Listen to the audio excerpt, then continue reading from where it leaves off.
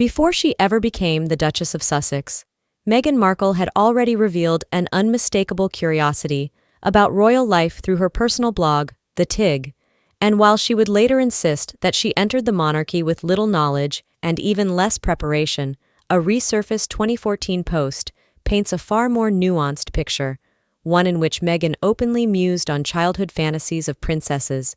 and even referenced the wedding of Kate Middleton, remarking with striking candor that adult women seemed unable to let go of those youthful imaginings, pointing to the extravagance of the royal wedding and the endless public conversations about the then Duchess of Cambridge as proof. The words, innocent on the surface, take on new meaning in hindsight, suggesting not a naive outsider, but a woman who at the very least recognized, and perhaps coveted, the allure of the crown's golden circle. This awareness has led many to question whether her fateful encounter with Prince Harry was truly serendipitous or in some way guided by ambition, a suspicion only heightened once she stepped into palace life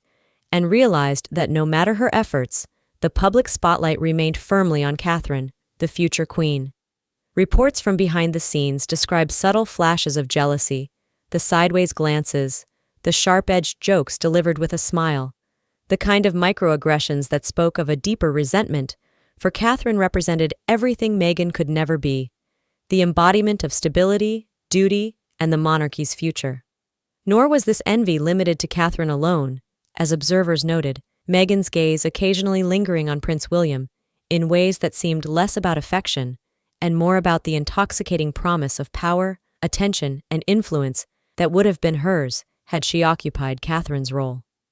The tension grew unbearable, and when her frustration collided with Harry's own buried wounds, his lifelong struggle with being the spare, overshadowed by the heir, Meghan is said to have fanned those embers, coaxing them into flames of rebellion until Harry could no longer endure the structure that defined his family, choosing instead to cast himself as a victim of neglect and unfairness,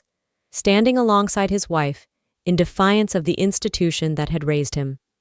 Their dramatic departure from royal life, painted as a bold escape but seen by critics as a destructive act born of bitterness, sent shockwaves through the monarchy and the world, an earthquake of resentment that many interpreted as Meghan's way of ensuring that if she could not reign within the system, she would at least attempt to shake it to its foundations. Yet time has proven merciless, for while she sought to undermine, the royal family has endured, William and Catherine have risen with renewed purpose,